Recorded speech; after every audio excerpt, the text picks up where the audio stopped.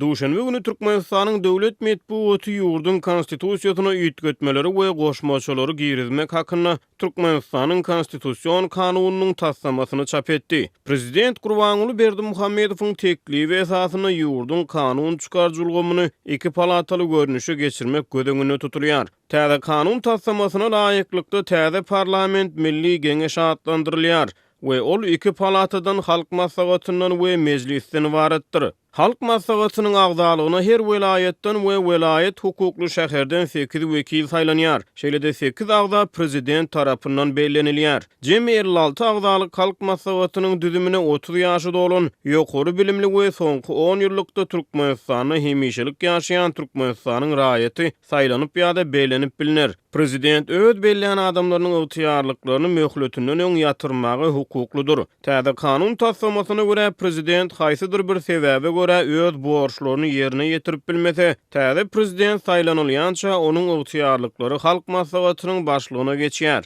Türkmenistanyň Konstitusiýasyna görä ýaşy 40-dan pes bolmadyk Türkmenistanyň raýaty prezidentlige saýlanyp bilinýär. Tinçiler Türkmenistanyň gödeňine tutulýan konstitusiýon özgertmeleri prezident Gurbanuly Berdimuhammedowyň ogly Serdar Berdimuhammedowy häkimiýet başyna getirmek tagallalary hökmüne baha berýärler. Serdar Berdimuhammedow öňümizdäki ýylyň 22-nji sentýabryna 40 ýaşyny doldurýar. Täze kanun taslamasy öňümizdäki ýylyň 1-nji ýanwaryndan güýje girýär. 125 deputatdan ibaret meclise deputatlygy 25 ýaşy dolan we soňky 10 ýyl bäri Türkmenistanyň hemişelik ýaşaýan raýat saýlanyp bilinir. Deputatlygy dalaşgärlerden ýokary bilim talap edilmeýär. Türkmenistanyň milli geňeşi jemi 181 adamdan ibaret bolar. Olaryň ygtyýarlyk möhleti 5 ýyldyr. Şeýle-de täze üýtgetmeleri görä Türkmenistanyň prezident halk maslahatynyň agdasy ýa-da meclisiň deputaty bolup bilmez. Häzirki wagtda güýjüni saklaýan Türkmenistanyň halk maslahatynyň başlygy prezident Gurbanuly Berdimuhammedowyň öýüdidir. Ýöne üýtgedip guruljak täze halk maslahatynyň başlygy onuň agdalarynyň gizlin sesleri bilen saýlanar. Täze üýtgetmeleri we goşmaçalary görä Türkmenistanyň häzirki meclisiniň ähli halk salas alşyklaryny geçirmek hakyndaky meseleleri boýunça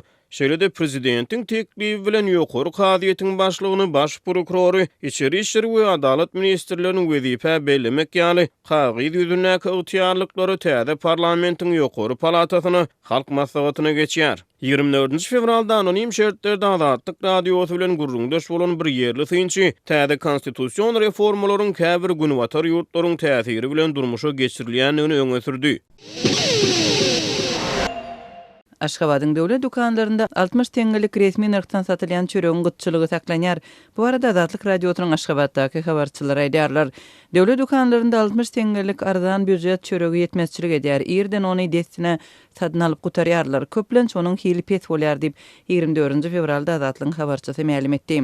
Habarçymyz şol bir wagtda hususy dukanlarda çöregiň bardygyny, emma görnüşleriniň onçakly köp däldigini belleýärler. Ak çörek 2 we 3 manatdan arkaýyn satylýar. Baradinski çöreginiň uly buhankasy 10 manatdan, kiçisi 6 manatdan. Çöregiň görnüşleri hatda supermarketlerde de köp däl diýip habarçymyz aýdýar. Habarçylarymyzyň bellemegine görä şu günler türkmen çöregine isle köp bolýar. Tamdyrda bişirilen 1 manat 20 teňgelik petir çörek iň köp satyn alınýar. Onuň nowatlary uly. Men bir gyzgyn çöregi aljak boldum, emma şol bir nowat başta 2 bölündi, soň 3 boldy. Men soň durman gaýtdym diýip habarçymyz aýdýar. Onuň sözlerine görä keskin narxdan satylýan çöregi we türkmen çöregini satyn almak üçin uly nowatlarda duran adamlary Aşgabatyň dürli böleklerinde görmek mümkin. Parahat 2 etrafyndaky çörek pişirýän kärhanada hem şeýle çöregi tiz satyn alyp gutarýarlar ýöne 1 manat 20 teňgelik buhanka çöregi gündiz hem saduda bar diýip habarçymyz aýdýar. Türkmenistanyň Lebaply vilayetinde hem çörek gytçylygy döwlet dukanlarynda ýüze çykýar. Çöregi diňe döwlet dukanlarynda tapmak kyn.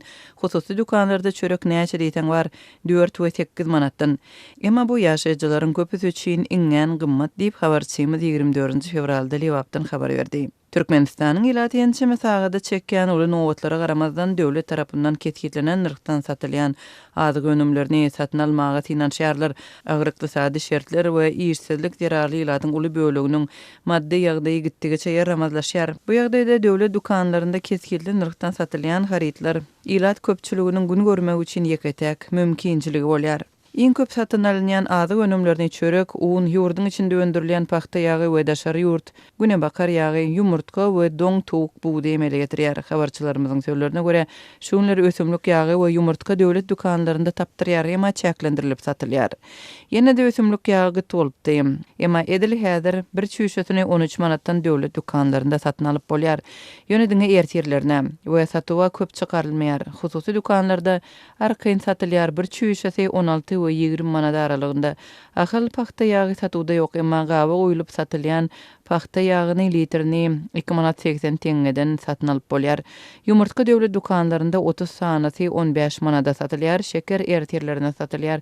Emma käbir dukanlarda kiletini 7 manatdan gündiz hem satyn alyp bolýar diýip Aşgabatdaky habarçyma 24 fevralda habar berdi. Onuň sözlerine görä döwlet dukanlarynda hem naqd hem de bank kartlary bilen töläp bolýar.